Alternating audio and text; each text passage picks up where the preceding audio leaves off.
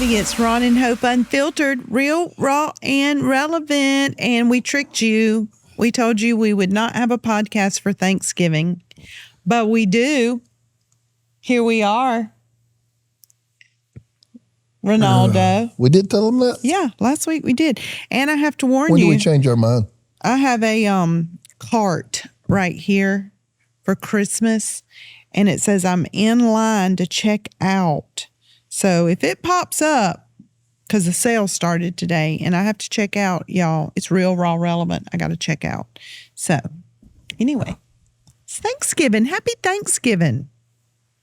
Turkey Day. You think people are listening to this on Turkey Day, or are they going to wait till They'll wait after Friday? Turkey Day. Yeah? Because today's food and football. Got it.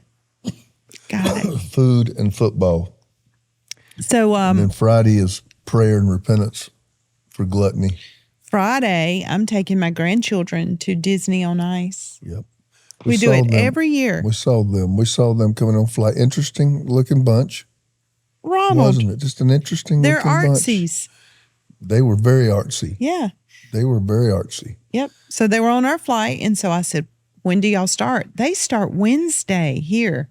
So they don't get a Thanksgiving. I guess they have a show on Thanksgiving. You I don't Disney know. of Ice, you forego your Thanksgiving. Oh, Disney on Ice. So anyway, I want to talk about something. I did have a plan. We're not just shooting from the hip. Well, we are shooting from the hip, but not with our subject. I want to talk about what is love?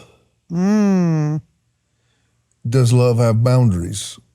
And then I'm going to give an example of one of my first experiences where I had an aha moment about love. And I've actually preached it many times over the years because I had never kind of experienced, at my house, I think my mom and dad both will tell you, I did plenty of things wrong, but I didn't do nothing wrong at my house. Yeah. When you got So, home, you like my mom and dad didn't have to love me through your mess. some terrible news because I didn't bring my terrible news to my house. One thing I made sure of is I just respected my household so much, I didn't do my craziness anywhere near my mom and dad. So when my mom looks at you and says, I'm going to tell you, Ron was just the best boy. She does. She goes, he was a good boy. Ron was a good boy. I was. You know what, though, Ron? Even when you act up and say, I did my mischief outside of the house. I told you some of my mischief, and you didn't quiet. do a lot of bad stuff. Well, You what, did what just. category would it fall in? You was just like a prankster. A prankster? I don't think anybody out there would perceive Yes. Oh, yes. me as a prankster. Yes. I did a lot of things, though, didn't I? You did. You did. You know some of the stories. I think we had some of my high I would school have mates fallen over in this love summer. with you Why? in high school if we would have met. Why do you think so? I just do. You'd have made me laugh. But you wouldn't call me. You dated them other girls. You didn't call me. I didn't think you'd be true. You didn't think I'd be true. You were in high school and I was in college. Oh, my goodness. When I met you, I didn't think you'd be true. High school girls ain't sure what they want yet. I was there in college. I was mature. Okay. I was mature, knew what I wanted. Got it. You were still in high school, youth, Yeah. still not sure But here we exactly are. what you wanted. Here we are. But the It all next worked year out. you came, and I made right on everything. And it all worked out. Love. Let me ask you some questions first. This ain't this Yeah, part ain't everybody's prepared. definition of love This ain't is prepared. just so broad. But it shouldn't be. No. It shouldn't be. And love can get whacked up real bad. I mean, you have a husband slaps his wife across the face and says, don't you know how much I love you? That can get messed up in somebody's head because I know one time with Denise Boggs, she talked about love definitions. You remember that? Yep. And the ways different people define love usually come along with whatever activities were involved when they were told, I love you. And so people can have a lot of different things in their head about what love is. First of all, you need to know this. In the English language, we only have one word that defines relationships. Oh, I just, You mean that defines they're love? my favorite singer. I just love them. Yes. Okay. I love pizza. That's my favorite food. I just I love love pizza. French fries. Oh, I love staying up late at night and watching a movie. I love dogs. Do you see already the weakness there? Well, do you love dogs like you love pizza? And do you love pizza like you love your wife? Because you use the same word. I don't love my daughter like I love my wife. I don't love my wife like I love pizza. I don't love pizza like I love, the beach. But we say the same thing, Hope. It's true. We say the same thing, and it's really a weakness in the English language. But when you read the Bible was translated from Greek to English so that we who speak English can understand it. And what you need to understand is the Greeks had, I might have been 5, but I know of at least 4 words right off the top of my head for love. And what they did is they gave love definition. And I like that. I love definition. I do not like broad. I do not like vague. I don't like broad. I like definition. And there's the word eros, from which we get our English word erotic, which basically had to do with love and its sexual contents. Right. It is sexual love, arousal love, passion love. That was the word eros. That is a Greek word, but is not in the Bible. That word was never used in the Bible, but it is a type of love. That's what you say when you say, I want to love you. I want to love you. That's most of the time what I say. When I say I love you, it's different. When I say I want to love you, that means something totally different. So dumb. But they had phileo, Philadelphia. Friendship. The friendship, the city of brotherly love. Phileo was friendship love. So basically, here again, I love with that boundary. And then you had strikeo, which basically was the Greek word used when defining family relationships. It's a family love. So there you have that boundary. So we love our family different than we love our friends. And then you had this versa. word that Jesus used that just throws everybody off called agape. Agape is really hard to wrap your head around. It is. It's hard to wrap your head around, not even just in how you feel about other people or how you're told to love other people, but even how he loves you like that. That's so hard to wrap your head around. Agape love is love without performance, and it is love without conditions. It is love not based on past, present, or future. Yeah. It is a covenant love that cannot be broken, and it is the love that God has for us. And if anybody could ever tap into that love, all their needs are met in that love. Yeah, it's I love you regardless of what you do or don't do. Now, see, I wasn't even taught that type of love from God. I was taught to perform. Yeah. I'm not saying my mom and daddy sat me down and taught me to perform. I'm saying my church culture. Yeah. You do this and you do this. And it was a stay works in God's culture. good graces. So basically you still perform well to get God to love you. Right. And if you don't, he will yank his salvation at any moment. Well, that's confusion when you tell me God is in a covenant with me. Yeah. A covenant that can be yanked at any moment, because the whole nature of a covenant is it's not supposed to be broken. Right. So there were things in my mind that didn't make sense.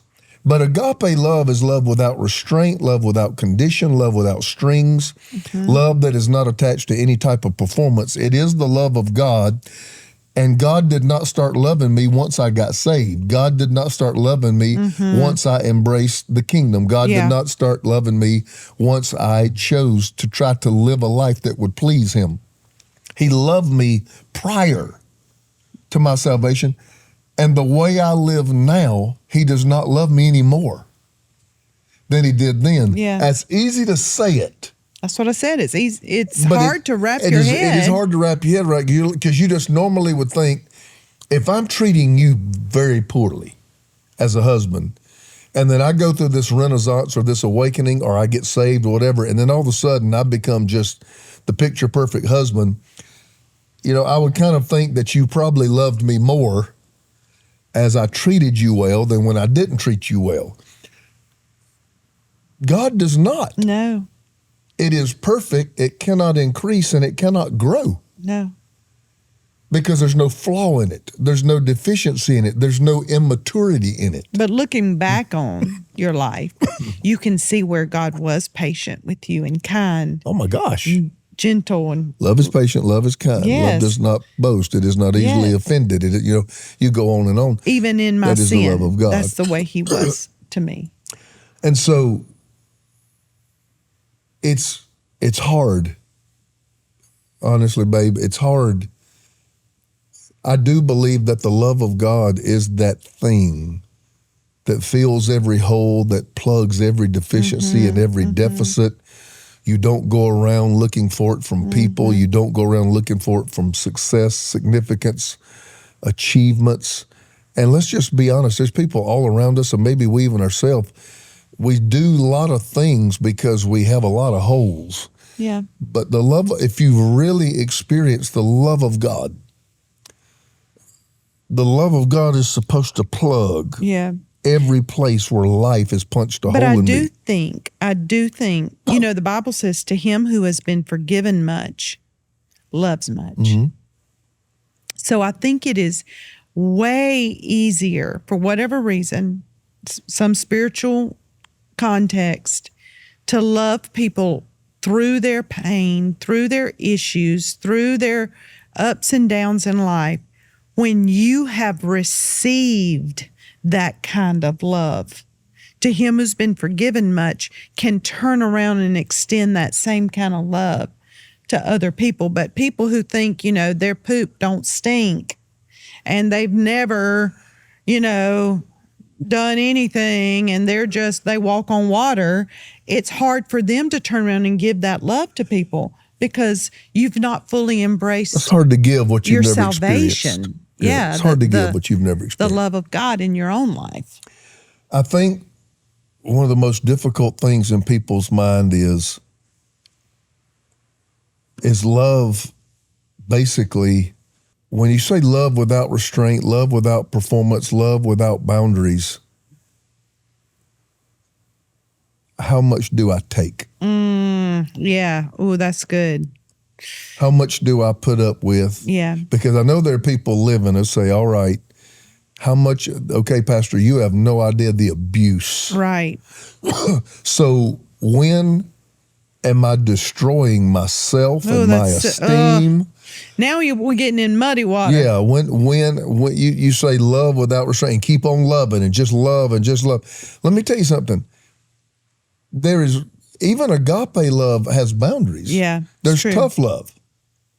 The father let the prodigal son leave. Yeah. Let him go out and let him deteriorate all the way to the hog pen. But he still loved him from over here. Yeah, it never stopped his love, but he let him go out. He did not, love was not stopping him from every pain he would experience. No. Some of you need to hear that. Yeah. Love, that's not love. The father was there to embrace him once he needed to come back. Yeah, that's good. Do you see what I'm talking about? Yeah, it's good. But the father did not go try to intercept Ooh, that's good. every negative harvest he was going to get because of the choices he made. So love is not intercepting bad harvest. Love is not stopping people from detrimental decisions. All you have to do is, when they are ready to come back, the father was there. So good. And he picked up right where he left off. Oh, and the carrying that kind of love, when he came back, he was not saying, he wasn't judgy. He wasn't like, oh, well, if you wouldn't have left, you wouldn't have had X, Y, and Z and ended up with the pigs. He didn't look at the door and say, where have you been? Yeah, why you been acting like this? He opened his arm half and he my said, money's gone. Yeah, he said, here's your robe, here's your ring. My son that was lost Kill the fatted calf. is now found. He celebrated. He's dead, but he's alive, and he's lost, and now he's found. And so another thing, in marriages, they're like, when they live with somebody abusive, we get asked this question a lot, how much do you take? Mm-hmm. And I mean real abuse. I ain't talking about, somebody's got an attitude. That ain't what I'm talking about. I'm talking about people that live under something destructive. Yeah. And the fact is, you can love somebody and love them from Chicago. Yeah. At no time has God ever said that love means you get beat. At no time has God ever said that No. loving somebody else at the expense of destroying you. Yeah. God has never said or defined that as love. But I think the love is a heart posture. It's a heart that you guard your heart enough to operate in the love of God. Yep. When we went through our stuff, Hope, we separated. Yeah. I never stopped loving you, but the pain of us being together and continuing the way we're doing was too great for either of us. Yeah. For you to continue in what you were dealing with, and for me to continue in that. So what do we do? Toxicity, when it's so toxic, and when there's so much pain and trauma, and it's just so heavy and so much. Sometimes separating is healthy. It's good to get a new perspective, to stop the fighting, to get in God's presence. Don't separate to go dig a deeper hole. You separate to figure it out. Yeah. You separate to figure it out. So you give yourself some time to be alone, to be clear, to get your mind clear, for the emotions to go down.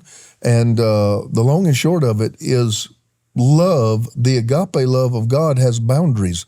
God has not intercepted all my bad decisions. Right. God has not stopped all my pain.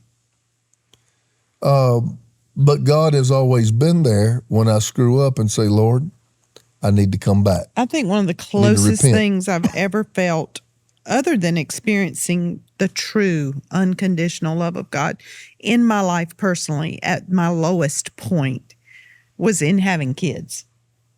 When you have kids, you love them so unconditionally. Yeah, you want to choke them sometimes. Mm-hmm. But I mean, you hear parents whose kids have done X, Y, and Z, and they're like, but they're still my kids.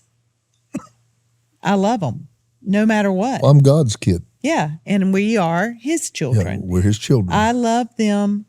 I mean, if they were an axe murderer, it would break my heart, but I still love them. Right. Well, I'm going to tell you the first time I learned a little bit about what unconditional love is. It's really an experience that I had with you, that some of you, that if you've gone to Redemption, you may have heard this story. And 2/3 of our podcast is already gone, but so let me do it quickly. And Hope, it was the time I asked you to marry me. And we have, since I used to tell this story all the time back in the day, I've probably only shared this story one time in the last 8 to 10 years. And it was in the local church. So the people at large, this whole new podcast community may have never heard it. But we have an engagement story that sounds like you're making it up. It was funny. It just sounds like you're making it up. And people, the money and the economy of people's lives has so changed, and people walking around with $300 sneakers and $1,100 phones, and they're 12 years old. Things have just changed, because back then, I'm going to say things like $40 and $50, but that to me then, you're talking about wiping me out financially if I spent $50 on something. And God forbid we had an engagement photo shoot. Yes. So, we didn't do stuff like that back then. No. And we didn't have, parents that were bankrolling all that stuff. So we had, my family never, really had any money. But my mama has 3 brothers who are big farmers.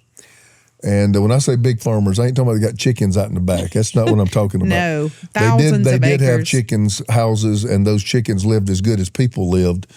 Thousands of chickens, hog farmers, thousands of acres of farming land. I mean, a big $1 million machinery, equipment, staff.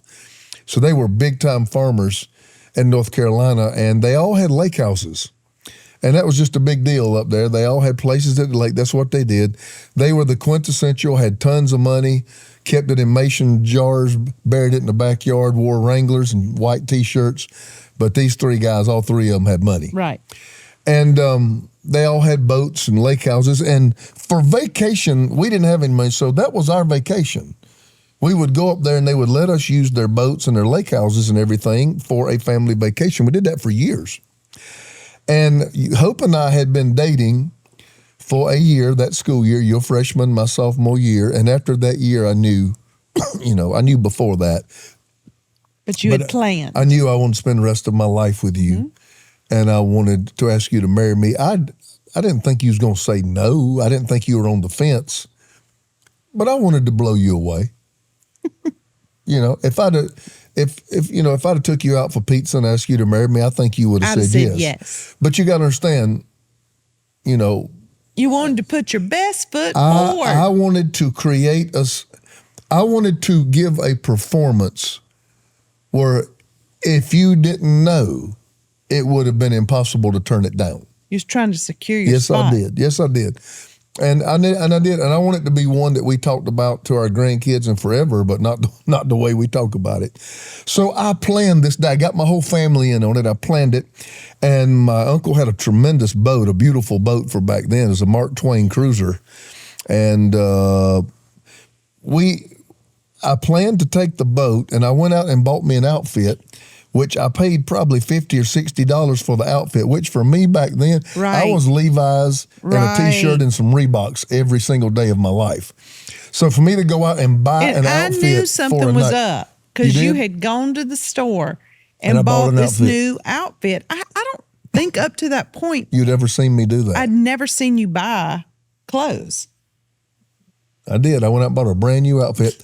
So I also had some of the locals tell me, it was family members, not locals, about, the best steakhouse. Yeah. Is there any restaurant that is a, high-end restaurant? And they told me there was one. And so I got us a reservation at this restaurant. And while I was gone taking you to that restaurant, I wanted them to take a dozen roses, take the ring, put it on the stem of one of the roses, and I was going to take you out to an island on the lake. And at sunset, at sunset over the island with the boat out there, I was going to give you the roses, let you open it up. You was going to see the ring. I was going to ask you to marry me. And look, guys, look, this is 1988. Okay, give me a break, okay? We didn't have social media and somebody there with a camera and setting everything up. I just wanted to take her to an island in the sunset, a night that she would remember, go all out, and I was going to ask her to marry me. So we went to the restaurant. I came out of the restaurant, and I saw clouds. I remember that. I remember walking out the restaurant like, ugh. Because those of you who don't know, you do not go boating in storms. And this is the summer in the South. You do not go boating in a storm. And that's how it happens. And I'm seeing these dark clouds. Gray clouds are rain. Dark clouds are a storm. And you hear a little bit of thunder booming in the distance. And I'm like, but you got to understand, I think it was $48 for the roses all the way back then. I've bought the ring. I've spent $50, $60 on a steakhouse meal, which now probably be $200. And your jams. That's what we used to call shorts. Yeah, I had the shorts, the new short outfit and everything. So for me and my economy, I'm $150, $200 into this night. All right, now wait. That kind of money. You didn't have much money. That kind of money for a college student. No, I worked full time. Not full time. I worked part time for the maintenance department at college. I worked as an RA. Got my room and board paid with that. Yeah. I worked as a night watchman, sometimes occasionally on weekends. You talking about a guy? I remember my checks like being $100 and $120 for a month. Yeah. I mean, that's gas and everything we're going to do. So for me to have saved that and been in, I'm all the way in. And now there's black We have about clouds. a 30-minute drive back to the lake house, and I mean, by then it's raining. And I'm sitting there, and I'm in anxiety because I've got enough sense to know you don't take a boat out in a thunderstorm. But the roses are in the boat. Well, there's no going back. There's no undoing it. And who knows, when I would ever have that kind of money to do anything like that again. And so I'm like, you know what, crap, man, I'm $200 into this. It is what it is. I'm just going to roll the dice. Go. So you're kind of looking at me like, really? We're going to go get it? Because it's raining. Yeah. And you're like, we're going to go get in the and boat. It's the 80s. Your hair is out to here. Yes, and my hair. You're all done up too. Is out to here with rave. You got the 80s hair stuff. So it's about to be gummy. And so we go ahead and we get in there, and I back that boat out of that boathouse, and I take off across that water. And I mean to tell you, by that time, guys, you gotta pick. I mean, the lightning, the thunder, the clouds are black. It's raining so hard. I remember Hope was under the windshield and her eyes, I remember doing this because the wind's blowing, the boat's pounding on the waves. That's what I remember is the boat just was going just boom, boom. And I remember her mascara was running down. She was like Dracula. It looked like Halloween coming down her face. So she was just done up like a Barbie doll. And now her hair is matted. It's kind of scary. But you look at me and I'm intent because I have to do this. There's no turning back. I've spent all this money. So I pull up on the engine and I'm coasting up toward this island and it's pouring rain. And about this time, the whole boat just with a thud just stops. And I remember just looking, I'm like, oh God, you got to be kidding me. And it's not your boat. Pouring down rain. It's my uncle's boat. It is a very expensive boat. And I look down on the side and I'm literally, the engine, the hull, the propeller is lodged on the biggest stump you've ever seen in your life. And I mean, Hope's under there. She's almost like crying. I mean, like, what is this crazy man do? She's never seen me do anything like that. And I jump off of it in my brand new shorts outfit. And I mean, boom, mud up to my thighs. This is nightmare. I mean, this is storming, lightning, thundering, boat is stuck, mud everywhere. And I'm begging to go back. She's up under the windshield, and what are you doing? Hurry up, So I make my way around to the front of the boat, and I'm up under the front of the boat. I'm trying to push it off this stuff. And then with this orange mud all over me, I weigh like 500 pounds. And I remember pulling myself up on the side of the boat, and I was a pretty strong guy back then. I mean, just like the effort with getting the boat off the stump, then getting my muddy body back in and wet. And I remember just kind of laying in the floor. And by that time, defeat is setting in. And I'm begging to go back. It's cold. Yeah, I'm scared. You're not in any get engaged. Almost aggravated. You're past that. You're almost crying. You look like you was almost scared because the storm was a bad storm. The waves were bad. The water's white capping, lightning. You do not want to get struck by lightning in a boat. And so I need to go back. This is stupid, Ron. Get this girl back. Get her safe. And I pull up in the boathouse and I'm not speaking because I had a really good, I'm only going to get engaged one time. I just, I love one woman. And it is a mess.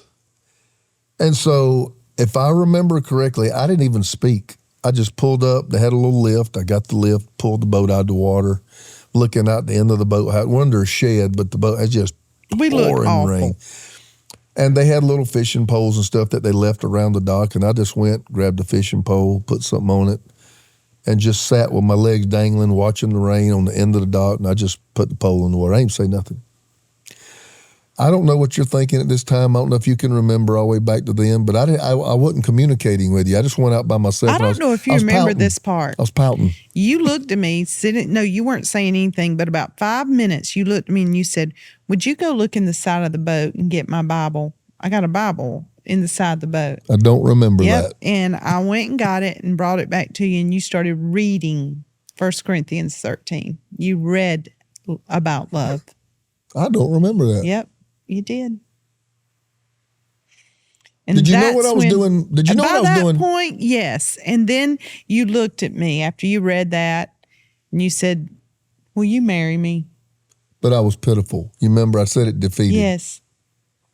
Okay. No one need, no performance, just orange will you man, marry me? The orange man. Yeah. I just looked at, will you marry me? And you said yes. And then you didn't hesitate. Okay, did I think you was going to tell me no? No, I don't want them to get a picture that's not true.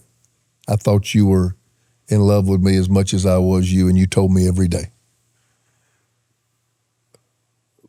But my performance sucked.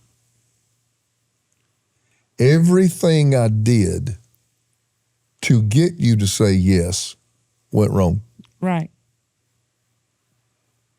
but you said yes anyway. And one of the first messages I ever preached when I went back to Emmanuel was telling that story. And I was talking about the love and the forgiveness of God. And I illustrated it with that story, that was the first time in a human perspective that you saw it play out. You can screw up, but the love and the commitment does not change. Yeah. And I've been preaching that. That's how big an impact it had on me. I've been preaching that ever and boy, since. have we had to walk that out many times in life. Yes. Not with just each other, but with other people. That is love. Will you have to set a boundary? Yeah. Will you have to, does God want you to live in abuse? No. Do you have to love at a distance from something? Absolutely. That's not what I'm saying. Do you have to take a break and go to Target and just walk around sometime? Yes. But the fact is,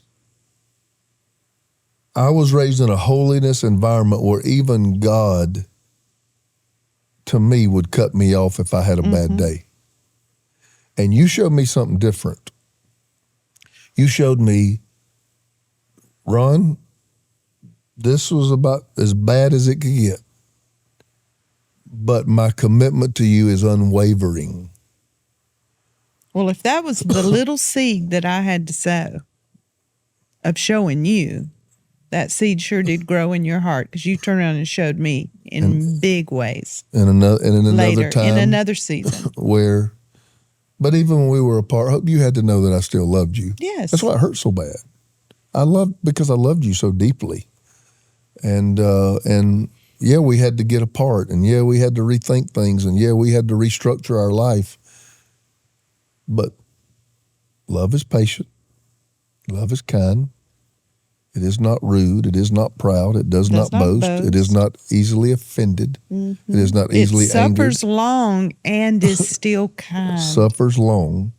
It believes all things. It hopes all things. Love never fails. If you will give love, the kind we're talking about, a chance, and you'll be patient in love, it bats 1,000. It does. It don't ever strike out. It never fails. It never fails. There's not many things in the Bible that God says will never fail. He says this kind of love never don't fail. You know, we talk a lot about this at the marriage conference, and we have a marriage conference in February. And I would love to invite you. I always get the date wrong when I say it. 5th, 6th, and 7th. Is it? February 5th, 6th, and 7th. Let's check you. 5th, 6th, and 7th. In Monterey, California. We would love for you to come. You just say, Hope, my marriage is too far gone. There's no way. Not the God we serve. Not the God we serve. Hope, I just can't stand him anymore. I can't stand her. I just, there's no way I could fall back in love. Absolutely, with what we've been through and come back from, you're just going to have a hard time telling us what God can't do. That's right. If you want to quit, we're not the people to talk to. But there are tools. It doesn't just magically happen. There are tools. He gives you a way that you have to implement. There are things that you have to start. There are things that you have to stop. There's communication. He leads you in paths of righteousness. There's new ways to communicate. There's new ways. There's boundaries that you put in place. There's so many things we talk about. There's forgiveness. There's protocols for forgiveness. There's protocols for rebuilding trust. We would love to have you. Go to roncarpenter.com/events. Get registered. You say, well, it's however much. It's a couple of $100, $400. Listen, how much did you spend on getting married? This will so improve. I know how much we spend on our kids getting married. Your marriage. So take the time. Right. We want you to experience this kind of love in your home. Happy Thanksgiving, everybody, and may gratitude always be your posture. I had a mentor one time tell me, Hope, I've never forgotten it. I quoted it Sunday. I had a mentor one time, a very important person in my life. I won't name drop, but he told me, he said, Ron, ingratitude is the first stage of backsliding. He said, whenever you lose your gratitude, he said, the backslide has begun. And so always, always, always on this day and as a lifestyle, keep your posture of thanksgiving before the Lord, because there's always something to be thankful for. And we're thankful for you. So until next time, this is Ron and Hope Unfiltered, real, raw, relevant. See you soon.